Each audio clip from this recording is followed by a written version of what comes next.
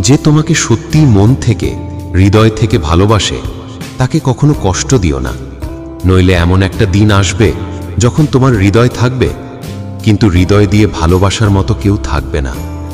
যদি মাথা নত করলে সম্পর্ক টিকে থাকে, তাহলে মাথা নত করো।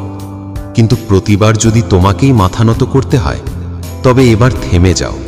সম্পর্কটাকে ভাঙতে দাও। সে চলে যেতে চাইলে যেতে দাও, নয়তো তুমিই ছেড়ে দাও। কারণ আত্মসম্মান বিসর্জন দিয়ে সম্পর্ক টিকিয়ে রাখার চেয়ে একা থাকা অনেক ভালো। মনে রেখো, ভালোবাসা মানে একে অপরের প্রতি শ্রদ্ধা এবং বোঝাপড়া, একতরফা ত্যাগ নয়। এমন সম্পর্কে তুমি কষ্টই পাবে। মানুষ সুখে রাখা আর সুখে থাকার জন্যই সম্পর্ক করে।